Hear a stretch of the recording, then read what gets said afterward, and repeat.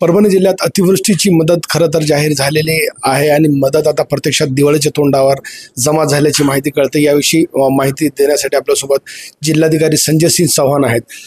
साहेब, काय सांगाल परभणी जिल्ह्यात अतिवृष्टीच्या शेतकऱ्यांना मदत जमा झालेली आहे, नेमकी किती मदत आणि किती शेतकऱ्यांना मिळणार आहे? आपल्याकडे काय आहे, ऑगस्ट पर्यंत जी पण हे झालं होतं ते ऑगस्ट अखेर 128,55,00,000 रुपये आपल्याकडे मदत आली होती आणि त्यातल्या 80% मदतीचं शेतकऱ्याच्या खात्यावर हे पैसे जमा झाले काल संध्याकाळपर्यंत।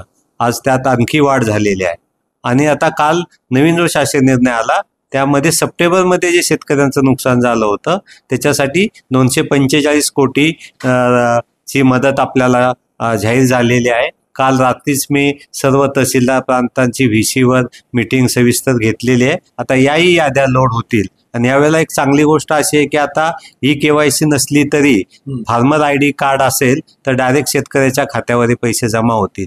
आमचा प्रयत्न असा आहे, जसं आम्ही ऑगस्टमध्ये सांगितलं आणि करून दाखवलं की मदत आली आणि ती शेतकऱ्याच्या खात्यावर जमाही झाली। आता सप्टेंबरमध्ये सुद्धा आमचा इमिजिएट असा प्रयत्न आहे की जी पण 245 कोटीची मदत आलेली आहे ती आपण सर्व शेतकऱ्यांच्या खात्यावर लवकरात लवकर म्हणजे पुढच्या 2 दिवसात मॅक्झिमम जमा होईल असा आपला प्रयत्न आहे आणि त्याप्रमाणे कारवाई स्थानिक स्तरावर सर्व 9 तालुक्यामध्ये चालू आहे। कारण आपल्या 9 तालुक्यातले 52 जे सर्कल आहेत त्या सर्व ठिकाणी आपल्याला मदत मिळालेली आहे। यावेळी 4,39,000 पेक्षा अधिक शेतकरी आहेत, त्यांना मदत मिळणार आहे का?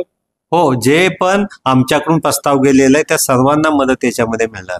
2 दिवसामध्ये खात्याचं आहे?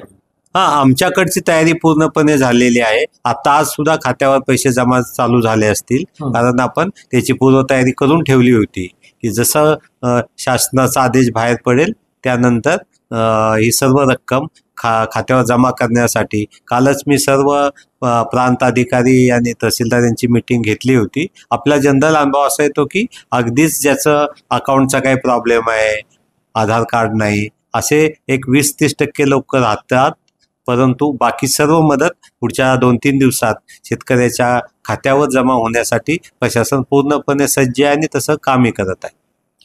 तर खरं तर 4,39,000 शेतकऱ्यांना जिल्हाभरातील 245 कोटी रुपये जमा झालेले आहेत आणि विशेष म्हणजे प्रशासनाकडून या खात्यामध्ये पैसे टाकण्याला सुरुवात देखील झालेली आहे। KYCची अट सध्या असणार नाही असं जिल्हाधिकाऱ्यांनी सांगितलेलं आहे। त्यामुळं दिवाळीच्या तोंडावर परभणी जिल्ह्यातील शेतकऱ्यांना खरं तर शासन आणि प्रशासनाकडून मोठा दिलासा देण्याचं काम या ठिकाणी करण्यात आलं आहे। कॅमेरा पर्सन सय्यद खिजरसह नजीर खान, TV9 मराठी, परभणी।